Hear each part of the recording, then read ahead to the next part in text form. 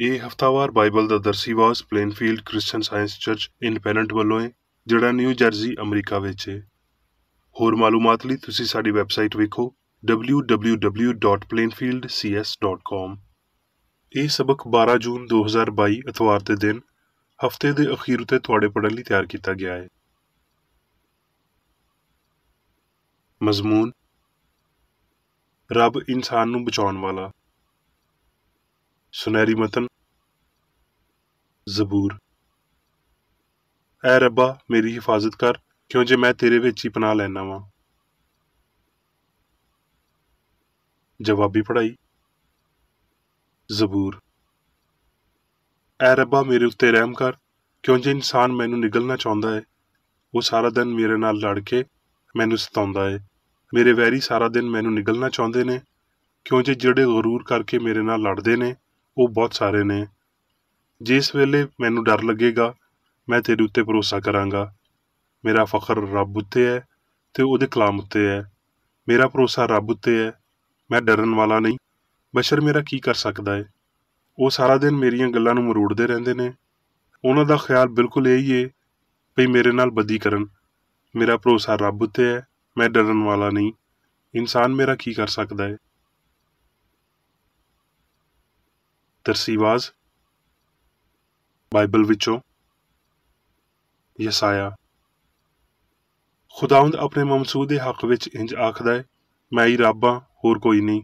ਮੇਰੇ ਸਿਵਾ ਕੋਈ ਰੱਬ ਨਹੀਂ ਹੈ। ਮੈਂ ਤੇਰੀ ਕਮਰ ਬੰਨੀ, ਭਾਵੇਂ ਤੂੰ ਮੈਨੂੰ ਨਹੀਂ ਪਛਾਣਿਆ।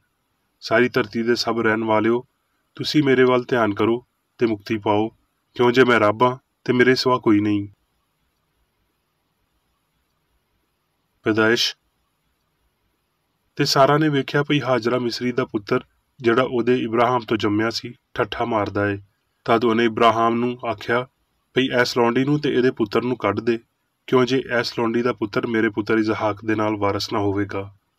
ਪਰ ਇਬਰਾਹਿਮ ਨੂੰ ਉਹਦੇ ਪੁੱਤਰ ਦੇ ਪਾਰੋਂ ਇਹ ਗੱਲ ਬਹੁਤ ਭੈੜੀ ਲੱਗੀ। ਤੇ ਰੱਬ ਨੇ ਇਬਰਾਹਿਮ ਨੂੰ ਆਖਿਆ ਭਈ ਤੈਨੂੰ ਐਸ ਮੁੰਡੇ ਤੇ ਆਪਣੀ ਲੌਂਡੀ ਲਈ ਬੁਰਾ ਨਾ ਲੱਗੇ। ਜੋ ਕੁਝ ਸਾਰਾ ਤੈਨੂੰ ਆਖਦੀ ਏ ਉਹਦੀ ਗੱਲ ਮੰਨ, ਕਿਉਂ ਜੇ ਇਜ਼ਹਾਕ ਤੋਂ ਤੇਰੀ ਪੀੜ੍ਹੀ ਦਾ ਨਾਂ ਚੱਲੇਗਾ। ਤੇ ਉਸ ਲੌਂਡੀ ਦੇ ਪੁੱਤਰ ਤੋਂ ਵੀ ਮੈਂ ਇੱਕ ਕੌਮ ਪੈਦਾ ਕਰਾਂਗਾ, ਇਸ ਲਈ ਭਈ ਉਹ ਵੀ ਤੇਰੀ ਪੀੜ੍ਹੀ ਏ। ਤਦ ਇਬਰਾਹਿਮ ਨੇ ਸਵੇਰੇ ਸਵੇਰੇ ਉੱਠ ਕੇ ਰੋਟੀ ਤੇ ਪਾਣੀ ਦੀ ਇੱਕ ਮਸ਼ਕ ਲਈ ਤੇ ਉਹਨੂੰ ਹਾਜਰਾ ਨੂੰ ਦੇ ਦਿੱਤਾ, ਬਲਕਿ ਉਹਨੂੰ ਉਹਦੇ ਮੋਢੇ ਉੱਤੇ ਧਰ ਦਿੱਤਾ ਤੇ ਮੁੰਡੇ ਨੂੰ ਵੀ ਉਹਦੇ ਹਵਾਲੇ ਕਰਕੇ ਉਹਨੂੰ ਘੱਲ ਦਿੱਤਾ। ਤੇ ਜਦ ਮਸ਼ਕ ਵਿੱਚੋਂ ਪਾਣੀ ਮੁੱਕ ਗਿਆ ਤੇ ਉਹਨੇ ਮੁੰਡੇ ਨੂੰ ਇੱਕ ਝਾੜੀ ਹੇਠਾਂ ਰੱਖ ਦਿੱਤਾ ਤੇ ਆਪ ਉਹਦੇ ਸਾਹਮਣੇ ਇੱਕ ਤੀਰ ਦੇ ਟੱਪੇ ਤੀਕਰ ਦੂਰ ਜਾ ਕੇ ਬੈਠ ਗਈ ਤੇ ਆਖਣ ਲੱਗੀ ਭਈ ਮੈਂ ਇਸ ਮੁੰਡੇ ਦਾ ਮਰਨਾ ਤੇ ਨਾ ਵੇਖਾਂ। ਤੇ ਇਸ ਲਈ ਉਹ ਇਹਦੇ ਸਾਹਮਣੇ ਬੈਠ ਗਈ ਤੇ ਉੱਚੀ ਉੱਚੀ ਰੋਣ ਲੱਗ ਪਈ। ਤੇ ਰੱਬ ਨੇ ਉਸ ਮੁੰਡੇ ਦੀ ਆਵਾਜ਼ ਸੁਣੀ ਤੇ ਰੱਬ ਦੇ ਫਰਿਸ਼ਤੇ ਨੇ ਅਸਮਾਨ ਤੋਂ ਹਾਜਰਾ ਨੂੰ ਬੁਲਾਇਆ ਤੇ ਉਹਨੂੰ ਆਖਿਆ ਭਈ ਐ ਹਾਜਰਾ, ਤੈਨੂੰ ਕੀ ਹੋਇਆ ਹੈ? ਨਾ ਡਰ, ਕਿਉਂ ਜੇ ਰੱਬ ਨੇ ਉਸ ਥਾਂ ਤੋਂ ਜਿੱਥੇ ਮੁੰਡਾ ਪਿਆ ਸੀ ਉਹਦੀ ਆਵਾਜ਼ ਸੁਣ ਲਈ ਏ। ਤੇ ਉਹਨੂੰ ਆਪਣੇ ਹੱਥ ਨਾਲ ਸੰਭਾਲ ਲੈ, ਕਿਉਂ ਜੇ ਮੈਂ ਉਹਨੂੰ ਇੱਕ ਵੱਡੀ ਕੌਮ ਬਣਾਵਾਂਗਾ। ਫਿਰ ਰੱਬ ਨੇ ਉਹਦੀਆਂ ਅੱਖੀਆਂ ਖੋਲ੍ਹੀਆਂ ਤੇ ਉਹਨੇ ਪਾਣੀ ਦਾ ਇੱਕ ਖੂਹ ਵੇਖਿਆ ਤੇ ਜਾ ਕੇ ਮਸ਼ਕ ਨੂੰ ਪਾਣੀ ਨਾਲ ਭਰ ਲਿਆ ਤੇ ਮੁੰਡੇ ਨੂੰ ਪਿਲਾਇਆ। ਤੇ ਰੱਬ ਉਸ ਮੁੰਡੇ ਦੇ ਨਾਲ ਸੀ ਤੇ ਉਹ ਵੱਡਾ ਹੋਇਆ ਤੇ ਬਿਆਬਾਨ ਵਿੱਚ ਰਹਿਣ ਲੱਗ ਪਿਆ ਤੇ ਤੀਰ ਅੰਦਾਜ਼ ਬਣਿਆ। ਜ਼ਬੂਰ। ਮੈਂ ਆਪਣੀਆਂ ਅੱਖੀਆਂ ਪਹਾੜ ਵੱਲ ਚੁੱਕਾਂਗਾ, ਮੇਰੀ ਮਦਦ ਕਿੱਥੋਂ ਆਵੇਗੀ? ਮੇਰੀ ਮਦਦ ਰੱਬ ਵੱਲੋਂ ਏ, ਜਿਨ੍ਹੇ ਅਸਮਾਨ ਤੇ ਧਰਤੀ ਨੂੰ ਬਣਾਇਆ। ਉਹ ਤੇਰੇ ਪੈਰ ਨੂੰ ਤਿਲਕਣ ਨਾ ਦੇਵੇਗਾ, ਤੇਰਾ ਮੁਹਾਫਜ਼ ਉਂਘਣ ਵਾਲਾ ਨਹੀਂ। ਰੱਬ ਹਰ ਬਲਾ ਤੋਂ ਤੈਨੂੰ ਮਹਿਫੂਜ਼ ਰੱਖੇਗਾ ਤੇ ਤੇਰੀ ਜਾਨ ਨੂੰ ਮਹਿਫੂਜ਼ ਰੱਖੇਗਾ। ਰੱਬ ਤੇਰੀ ਆਮਦ ਰਫਤ ਵਿੱਚ ਹੁਣ ਤੋਂ ਹਮੇਸ਼ਾ ਤੀਕਰ ਤੇਰੀ ਹਿਫਾਜ਼ਤ ਕਰੇਗਾ। ਸਮੂਏਲ। ਤੇ ਫਿਲਿਸਤੀਆਂ ਦੇ ਜੱਥੇ ਵਿੱਚੋਂ ਇੱਕ ਪਹਿਲਵਾਨ ਨਿਕਲਿਆ, ਜਿਹਦਾ ਨਾਂ ਜਾਤੀ ਜੂਲੀਅਤ ਸੀ। ਉਹਦਾ ਕੱਦ 6 ਹੱਥ ਤੇ ਇੱਕ ਬਲਿਸ਼ਤ ਸੀ। ਫਿਰ ਉਸ ਫਿਲਿਸਤੀ ਨੇ ਆਖਿਆ ਭਈ ਮੈਂ ਅੱਜ ਦੇ ਦਿਨ ਇਸਰਾਏਲੀ ਫੌਜ ਦੀ ਫਜ਼ੀਹਤ ਕਰਦਾ ਵਾਂ, ਕੋਈ ਮਰਦ ਕੱਢੋ ਤਾਂ ਜੋ ਅਸੀਂ ਲੜੀਏ। ਜਦ ਸਾਊਲ ਤੇ ਸਾਰੇ ਇਸਰਾਏਲੀਆਂ ਨੇ ਉਸ ਫਿਲਿਸਤੀ ਦੀਆਂ ਗੱਲਾਂ ਸੁਣੀਆਂ ਤੇ ਖੌਫਜ਼ਦਾ ਹੋਏ ਤੇ ਬਹੁਤ ਡਰ ਗਏ। ਤੇ ਦਾਊਦ ਨੇ ਸਾਊਲ ਨੂੰ ਆਖਿਆ ਭਈ ਉਸ ਬੰਦੇ ਦੇ ਪਾਰੋਂ ਕਿਸੇ ਦਾ ਦਿਲ ਨਾ ਡਰੇ, ਤੇਰਾ ਖਾਦਮ ਜਾ ਕੇ ਉਸ ਫਿਲਿਸਤੀ ਨਾਲ ਲੜੇਗਾ। ਸਾਊਲ ਨੇ ਦਾਊਦ ਨੂੰ ਆਖਿਆ ਤੂੰ ਇਸ ਜੋਗਾ ਨਹੀਂ ਵੀ ਉਸ ਫਿਲਿਸਤੀ ਨਾਲ ਲੜਨ ਨੂੰ ਉਹਦੇ ਸਾਹਮਣੇ ਜਾਵੇਂ, ਕਿਉਂ ਜੇ ਤੂੰ ਤੇ ਮੁੰਡਾ ਖੁੰਡਾ ਹੈ ਤੇ ਉਹ ਆਪਣੇ ਬਚਪਨ ਤੋਂ ਇੱਕ ਜੰਗੀ ਮਰਦ ਏ। ਫਿਰ ਦਾਊਦ ਨੇ ਆਖਿਆ ਭਈ ਖੁਦਾਵੰਦ ਨੇ ਮੈਨੂੰ ਰਿੱਛ ਤੇ ਸ਼ੇਰ ਦੇ ਪੰਜਿਆਂ ਤੋਂ ਬਚਾਇਆ। ਉਹ ਹੀ ਮੈਨੂੰ ਇਸ ਫਲਿਸਤੀ ਦੇ ਹੱਥੋਂ ਬਚਾਏਗਾ। ਸਾਊਲ ਨੇ ਦਾਊਦ ਨੂੰ ਆਖਿਆ, ਭਈ ਜਾ, ਖੁਦਾਵੰਦ ਤੇਰੇ ਨਾਲ ਹੋਵੇ। ਤਦ ਸਾਊਲ ਨੇ ਆਪਣੇ ਕੱਪੜੇ ਦਾਊਦ ਨੂੰ ਪਵਾਏ ਤੇ ਪਿੱਤਲ ਦਾ ਖੁਦ ਉਹਦੇ ਸਿਰ ਉੱਤੇ ਧਰਿਆ ਤੇ ਉਹਨੂੰ ਜ਼ਿਰਾ ਪਵਾਈ। ਤੇ ਦਾਊਦ ਨੇ ਉਹਦੀ ਤਲਵਾਰ ਆਪਣੇ ਕੱਪੜਿਆਂ ਵਿੱਚ ਕੱਸ ਲਈ ਤੇ ਟੁਰਨ ਦੀ ਕੋਸ਼ਿਸ਼ ਕੀਤੀ, ਕਿਉਂ ਜੇ ਉਹਨੇ ਇਹਨਾਂ ਸ਼ੈਵਾਂ ਨੂੰ ਅਜ਼ਮਾਇਆ ਨਹੀਂ ਸੀ। ਤਦ ਦਾਊਦ ਨੇ ਸਾਊਲ ਨੂੰ ਆਖਿਆ, ਮੈਂ ਇਹਨਾਂ ਨੂੰ ਪਾ ਕੇ ਟੁਰ ਨਹੀਂ ਸਕਦਾ, ਕਿਉਂ ਜੇ ਮੈਂ ਇਹਨਾਂ ਨੂੰ ਅਜ਼ਮਾਇਆ ਨਹੀਂ ਏ। ਇਸ ਲਈ ਦਾਊਦ ਨੇ ਉਹ ਸਭ ਕੁਝ ਲਾ ਛੱਡਿਆ ਤੇ ਉਹਨੇ ਆਪਣੀ ਡਾਂਗ ਆਪਣੇ ਹੱਥ ਵਿੱਚ ਲਈ ਤੇ ਉਸ ਨਾਲੇ ਤੋਂ 5 ਚਿਕਨੇ ਪੱਥਰ ਆਪਣੇ ਲਈ ਚੁੱਗ ਕੇ ਉਹਨਾਂ ਨੂੰ ਚਰਵਾਹੇ ਦੇ ਥੈਲੇ ਵਿੱਚ ਜਿਹੜਾ ਉਹਦੇ ਕੋਲ ਸੀ, ਯਾਨੀ ਝੋਲੇ ਵਿੱਚ ਪਾ ਲਏ, ਤੇ ਉਹਦੀ ਗਲੇਲ ਉਹਦੇ ਹੱਥ ਵਿੱਚ ਸੀ। ਫਿਰ ਉਹ ਫਲਿਸਤੀ ਦੇ ਕੋਲ ਆਇਆ ਤੇ ਦਾਊਦ ਨੇ ਫਲਿਸਤੀ ਨੂੰ ਆਖਿਆ, ਤੇ ਅੱਜ ਦੇ ਦਿਨ ਹੀ ਖੁਦਾਵੰਦ ਤੈਨੂੰ ਮੇਰੇ ਹੱਥ ਵਿੱਚ ਕਰ ਦੇਵੇਗਾ, ਤੇ ਇਹ ਸਾਰੀ ਜਮਾਤ ਜਾਣ ਲਵੇ ਭਈ ਖੁਦਾਵੰਦ ਤਲਵਾਰ ਤੇ ਭਾਲਿਆਂ ਨਾਲ ਨਹੀਂ ਬਚਾਉਂਦਾ।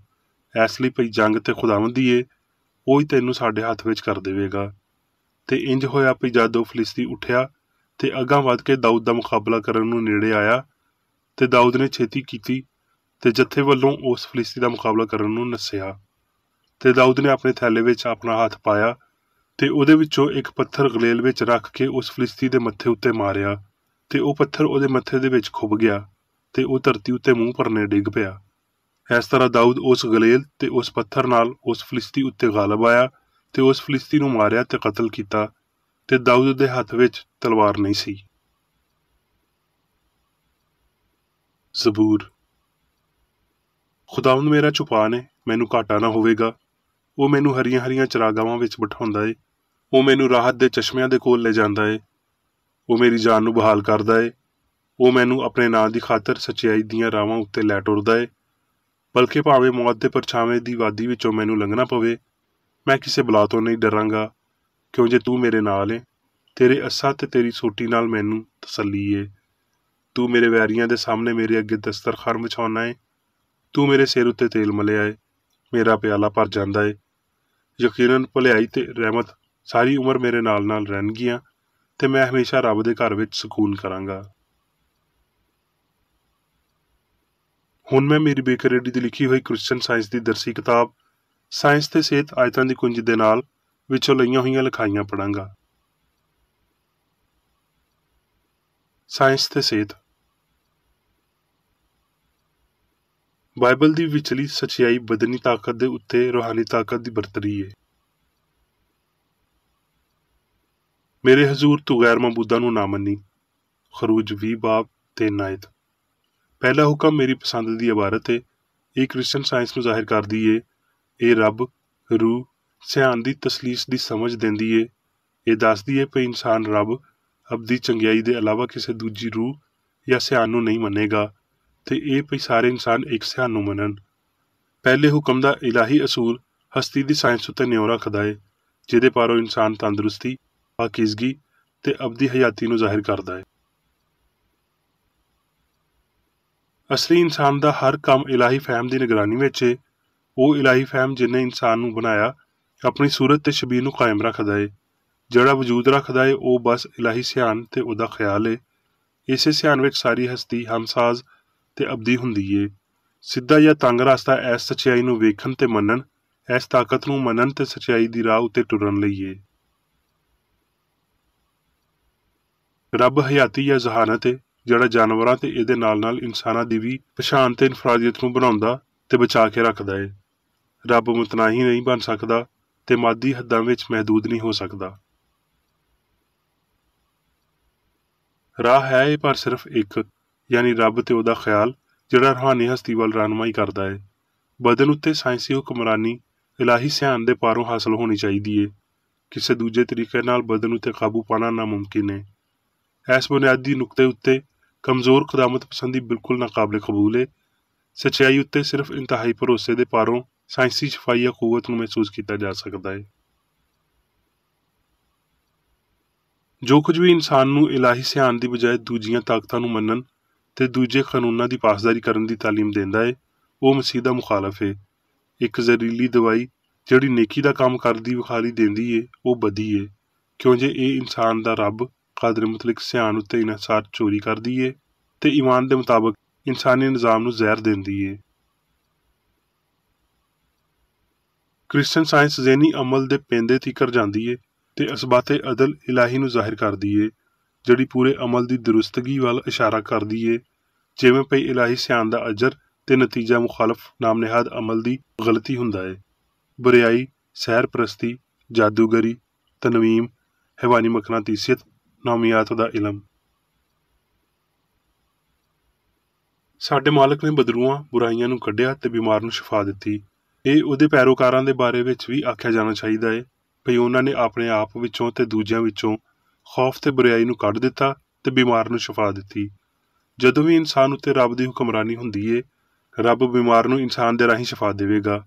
ਸੱਚਾਈ ਗਲਤੀ ਨੂੰ ਹੁਣ ਵੀ ਇੰਨੇ ਯਕੀਨ ਦੇ ਨਾਲ ਬਾਹਰ ਕੱਢ ਦਿੰਦੀ ਏ ਜਿੱਦਾਂ ਉਹਨੇ 19 ਸਦੀਆਂ ਪਹਿਲੇ ਕੀਤਾ ਸੀ। ਸਾਰੀ ਸੱਚਾਈ ਨੂੰ ਨਹੀਂ ਸਮਝਿਆ ਜਾਂਦਾ, ਇਸ ਲਈ ਇਸ ਸ਼ਫਾਈਅਤ ਤਾਕਤ ਦਾ ਪੂਰੇ ਤੌਰ ਤੇ ਇਜ਼ਹਾਰ ਨਹੀਂ ਹੁੰਦਾ। ਜੇ ਬਿਮਾਰੀ ਸੱਚ ਏ ਜਾਂ ਸੱਚਾਈ ਦਾ ਖਿਆਲ ਏ ਤੇ ਤੁਸੀਂ ਬਿਮਾਰੀ ਨੂੰ ਬਰਬਾਦ ਨਹੀਂ ਕਰ ਸਕਦੇ ਤੇ ਇਹਦੀ ਕੋਸ਼ਿਸ਼ ਕਰਨਾ ਵੀ ਮਜ਼ਹੀਕਾ ਖੇਜ਼ ਹੋਵੇਗਾ। ਤੇ ਫਿਰ ਬਿਮਾਰੀ ਤੇ ਗਲਤੀ ਦੀ ਦਰਜਾਬੰਦੀ ਕਰੋ, ਜਿਵੇਂ ਸਾਡੇ ਮਾਲਕ ਨੇ ਕੀਤਾ ਜਦੋਂ ਉਹਨੇ ਇੱਕ ਬਿਮਾਰ ਦੇ ਬਾਰੇ ਆਖਿਆ ਜਿਹਨੂੰ ਅਬਲੀਸ ਨੇ ਬੰਨਿਆ ਹੋਇਆ ਸੀ, ਤੇ ਇਨਸਾਨੀ ਅਕੀਦੇ ਉੱਤੇ ਅਮਲ ਕਰਦਿਆਂ ਹੋਇਆਂ ਸੱਚਾਈ ਦੀ ਉਸ ਹਯਾਤੀ ਬਖਸ਼ ਤਾਕਤ ਵਿੱਚ ਗਲਤੀ ਲਈ ਇੱਕ ਆਲਾ ਜ਼ਹਿਰਮਾਰ ਲੱਭੋ, ਜਿਹੜੀ ਤਾਕਤ ਅਜਿਹੇ ਕੈਦੀਆਂ ਲਈ ਕੈਦ ਦਾ ਬੂਹਾ ਖੋਲ੍ਹਦੀ ਤੇ ਬਦਨੀ ਤੇ ਅਖਲਾਕੀ ਤੌਰ ਤੇ ਕੈਦ ਤੋਂ ਆਜ਼ਾਦ ਕਰਦੀ ਏ। ਜਦੋਂ ਬਿਮਾਰੀ ਜਾਂ ਪਾਪ ਦਾ ਭਰਮ ਤੁਹਾਨੂੰ ਅਜ਼ਮਾਉਂਦਾ ਏ ਤੇ ਰੱਬ ਤੇ ਉਹਦੇ ਖਿਆਲ ਦੇ ਨਾਲ ਮਜ਼ਬੂਤੀ ਨਾਲ ਜੁੜੇ ਰਹੋ। ਉਹਦੇ ਮਜ਼ਾਜ ਤੋਂ ਇਲਾਵਾ ਕਿਸੇ ਸ਼ੈ ਨੂੰ ਤੁਹਾਡੇ ਖਿਆਲ ਵਿੱਚ ਕਾਇਮ ਹੋਣ ਦੀ ਇਜਾਜ਼ਤ ਨਾ ਦਿਓ। ਕਿਸੇ ਡਰ ਜਾਂ ਸ਼ੱਕ ਨੂੰ ਤੁਹਾਡੇ ਐਸ ਵਾਜ਼ਿਆ ਤੇ ਮੁਤਮਿਨ ਭਰੋਸੇ ਉੱਤੇ ਹਾਵੀ ਨਾ ਹੋਣ ਦਿਓ ਭਈ ਹਯਾਤੀ ਦੀ ਪਛਾਣ ਦੀ ਹਮਾਹਗੀ ਜਿਵੇਂ ਭਈ ਹਯਾਤੀ ਸ਼ੁਰੂ ਤੋਂ ਏ, ਐਸ ਸ਼ਾਇਦ ਦੇ ਕਿਸੇ ਵੀ ਪੀੜ ਵਾਲੇ ਅਹਿਸਾਸ ਜਾਂ ਯਕੀਨ ਨੂੰ ਫਨਾ ਕਰ ਸਕਦੀ ਏ ਜਿਹੜਾ ਹਯਾਤੀ ਵਿੱਚ ਹੈ ਹੀ ਨਹੀਂ। ਜਿਸਮਾਨੀ ਹਿੱਸ ਦੀ ਬਜਾਏ ਕ੍ਰਿਸਚਨ ਸਾਇੰਸ ਨੂੰ ਹਸਤੀ ਦੇ ਬਾਰੇ ਤੁਹਾਡੀ ਸਮਝ ਦੀ ਹਮਾਇਤ ਕਰਨ ਦਿਓ ਤੇ ਇਹ ਸਮਝ ਗਲਤੀ ਨੂੰ ਸੱਚਾਈ ਦੇ ਨਾਲ ਪੁੱਟ ਕੇ ਸੁੱਟ ਦੇਵੇਗੀ, ਫਾਨੀਅਤ ਨੂੰ ਗੈਰ ਫਾਨੀਅਤ ਨਾਲ ਬਦਲ ਦੇਵੇਗੀ ਤੇ ਚੁੱਪ ਦੀ ਹਮਾਹੰਗੀ ਦੇ ਨਾਲ ਮੁਖਾਲਫਤ ਕਰੇਗੀ। ਰੂਹਾਨੀ ਸਮਝ ਹੋਣ ਦੇ ਇਮਕਾਨਾਂ ਨੂੰ ਬਾਹਰ ਕੱਢਦੀ, ਕਿਸੇ ਸ਼ਾਇਦ ਦੀ ਬਜਾਏ ਰੱਬ ਉੱਤੇ ਇਨਸਾਰ ਕਰਨ ਨੂੰ ਮੁਕਾ ਦਿੰਦੀ ਤੇ ਇੰਜ ਇਨਸਾਨ ਨੂੰ ਕੰਮ ਵਿੱਚ ਤੇ ਅਸਲ ਵਿੱਚ ਆਪਣੇ ਬਣਾਉਣ ਵਾਲੇ ਦੀ ਸੂਰਤ ਉੱਤੇ ਬਣਾਉਂਦੀ ਏ।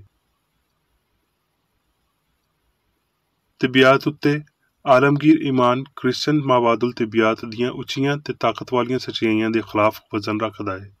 ਇਹ ਈਮਾਨ ਗਲਤ ਅਕੀਦਾ ਜਿਹਦੇ ਵਿੱਚ ਦਵਾਈਆਂ ਸ਼ਾਮਲ ਹੁੰਦੀਆਂ ਤੇ ਜਿਹੜਾ ਸਾਰਿਆਂ ਤਿੱਬੀ ਨਤੀਜਿਆਂ ਨੂੰ ਪੈਦਾ ਕਰਦਾ ਏ, ਕ੍ਰਿਸਚਨ ਸਾਇੰਸ ਦੇ ਖਿਲਾਫ ਅਮਲ ਕਰਦਾ ਏ ਤੇ ਇਸ ਸਾਇੰਸ ਵੱਲ ਤਾਕਤ ਦੀ 10% ਪੂਰੇ ਜ਼ੋਰ ਨਾਲ ਮਸ਼ਹੂਰ ਅਕੀਦੇ ਦੀ ਤਾਕਤ ਉੱਤੇ ਭਾਰੀ ਹੋਣੀ ਚਾਹੀਦੀ ਏ ਤਾਂ ਜੋ ਬਸ ਇੱਕ ਬਿਮਾਰੀ ਦੇ ਮਾਮਲੇ ਨੂੰ ਸ਼ਿਫਾ ਦਿੱਤੀ ਜਾਵੇ। ਇਨਸਾਨੀ ਸਿਆਣ ਹੋਰ ਤਾਕਤ ਦੇ ਨਾਲ ਮਾਦੇ ਦੀ ਮੁਖਾਲਫਤ ਤੇ ਬਦਨ ਦੀਆਂ ਬਿਮਾਰੀਆਂ ਨੂੰ ਸ਼ੁਰੂ ਕਰਨ ਦਾ ਕੰਮ ਕਰਦੀ ਏ, ਇਸ ਤਨਾਸਬ ਨਾਲ ਭਈ ਇਹ ਮਾਦੀ ਜਾਂ ਬਦਨੀ ਪੈਮਾਨੇ ਉੱਤੇ ਘੱਟ ਬੋਝ ਪਾਉਂਦੀ ਏ ਤੇ ਰੂਹਾਨੀ ਪੈਮਾਨੇ ਉੱਤੇ ਬਹੁਤਾ ਬੋਝ ਪਾਉਂਦੀ ਏ। ਮਾਦੀ ਹਯਾਤੀ ਦੇ ਅਕੀਦੇ ਤੇ ਸੁਫਨੇ ਤੋਂ ਬਿਲਕੁਲ ਵੱਖਰੀ ਇਲਾਹੀ ਹਯਾਤੀ ਏ ਜਿਹੜੀ ਰੂਹਾਨੀ ਫਹਿਮ ਤੇ ਸਾਰੀ ਤਰਤੀਬ ਤੇ ਇਨਸਾਨ ਦੀ ਹੁਕਮਰਾਨੀ ਦੀ ਸਿਆਣ ਨੂੰ ਜ਼ਾਹਿਰ ਕਰਦੀ ਏ। ਇਹ ਫਹਿਮ ਗਲਤੀ ਨੂੰ ਬਾਹਰ ਕੱਢਦਾ ਏ ਤੇ ਬਿਮਾਰ ਨੂੰ ਸ਼ਿਫਾ ਦਿੰਦਾ ਏ ਤੇ ਇਹਦੇ ਨਾਲ ਤੁਸੀਂ ਸਾਹਬ ਇਖਤਿਆਰ ਵਾਂਗਰ ਗੱਲ ਕਰ ਸਕਦੇ ਹੋ। ਮੁਕਤੀ, ਹਯਾਤੀ, ਸੱਚਾਈ ਤੇ ਪਿਆਰ ਨੂੰ ਸਾਰਿਆਂ ਤੋਂ ਆਲਾ ਸਮਝਿਆ ਤੇ ਜ਼ਾਹਿਰ ਕੀਤਾ ਗਿਆ, ਪਾਪ, ਬਿਮਾਰੀ ਤੇ ਮੌਤ ਨੂੰ ਨੇਸਤ ਕੀਤਾ ਗਿਆ। ਬਦੀ ਉੱਚੀ ਨਹੀਂ ਏ, ਚੰਗਿਆਈ ਲਾਚਾਰ ਨਹੀਂ ਏ।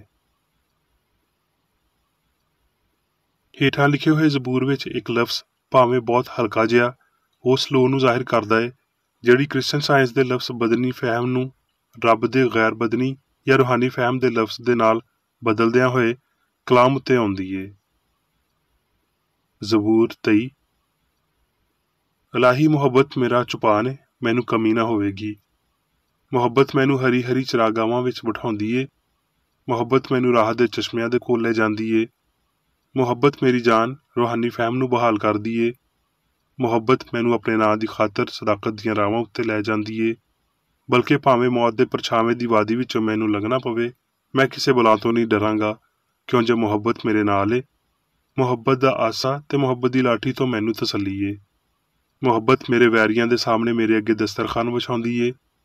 ਮੁਹੱਬਤ ਨੇ ਮੇਰੇ ਸਿਰ ਉੱਤੇ ਤੇਲ ਮਲਿਆ ਏ, ਮੇਰਾ ਪਿਆਲਾ ਭਰ ਜਾਂਦਾ ਏ।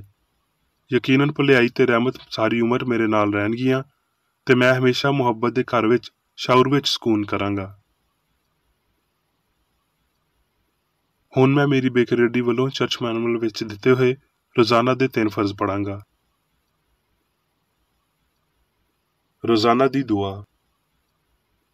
ਇਸ ਚਰਚ ਦੇ ਹਰ ਰੁਕਨ ਦਾ ਇਹ ਫਰਜ਼ ਹੈ ਭਈ ਉਹ ਹਰ ਰੋਜ਼ ਇਹ ਦੁਆ ਕਰੇ, ਤੇਰੀ ਬਾਦਸ਼ਾਹੀ ਆਵੇ, ਇਲਾਹੀ ਸੱਚਾਈ, ਹਯਾਤੀ ਤੇ ਪਿਆਰ ਦੀ ਸਲਤਨਤ ਮੇਰੇ ਅੰਦਰ ਕਾਇਮ ਹੋਵੇ ਤੇ ਸਾਰੇ ਪਾਪ ਮੈਥੋਂ ਨਿਕਲ ਜਾਣ ਤੇ ਤੇਰਾ ਕਲਾਮ ਸਾਰੇ ਇਨਸਾਨਾਂ ਦੇ ਪਿਆਰ ਨੂੰ ਵਧਾਵੇ ਤੇ ਉਹਨਾਂ ਉੱਤੇ ਹੁਕੂਮਤ ਕਰੇ। ਮਕਸਦਾਂ ਤੇ ਕੰਮਾਂ ਦਾ ਇੱਕ ਅਸੂਲ।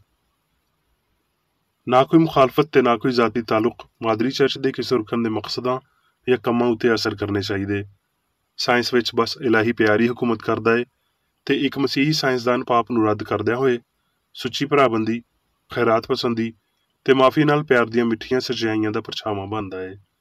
ਇਸ ਚਰਚ ਦੇ ਸਾਰੇ ਰੁਕਨਾਂ ਨੂੰ ਸਾਰੇ ਪਾਪਾਂ ਤੋਂ, ਗਲਤ ਤਰ੍ਹਾਂ ਦੀਆਂ ਪੇਸ਼ਨਗੋਈਆਂ, ਮੁਨਸਫੀਆਂ, ਮੁਜ਼ਮਤਾਂ, ਸਲਾਮਾਂ, ਗਲਤ ਅਸਰਾਂ ਨੂੰ ਲੈਣ ਤੇ ਗਲਤ ਅਸਰ ਦੇਣ ਤੋਂ ਆਜ਼ਾਦ ਰਹਿਣ ਲਈ ਹਰ ਰੋਜ਼ ਖਿਆਲ ਰੱਖਣਾ ਚਾਹੀਦਾ ਹੈ ਤੇ ਦੁਆ ਕਰਨੀ ਚਾਹੀਦੀ ਹੈ। ਫਰਜ਼ ਲਈ ਚੁਸਤੀ। ਇਸ ਚਰਚ ਦੇ ਹਰ ਰੁਕਨ ਦਾ ਇਹ ਫਰਜ਼ ਹੈ ਭਈ ਉਹ ਹਰ ਰੋਜ਼ ਜਾਰਹਾਨਾ ਜ਼ਹਿਨੀ ਸਲਾਮਾਂ ਦੇ ਖਿਲਾਫ ਆਪਣੇ ਆਪ ਨੂੰ ਤਿਆਰ ਰੱਖੇ ਤੇ ਰੱਬ, ਆਪਣੇ ਕਾਇਦ ਤੇ ਇਨਸਾਨਾਂ ਲਈ ਆਪਣੇ ਫਰਜ਼ਾਂ ਨੂੰ ਨਾ ਕਦੀ ਭੁੱਲੇ ਤੇ ਨਾ ਕਦੀ ਨਜ਼ਰਅੰਦਾਜ਼ ਕਰੇ। ਉਹਦੇ ਕੰਮਾਂ ਦੇ ਰਾਹੀਂ ਉਹਦਾ ਇਨਸਾਫ ਹੋਵੇਗਾ, ਉਹ ਬੇਕਸੂਰ ਜਾਂ ਕਸੂਰਵਾਰ ਹੋਵੇਗਾ।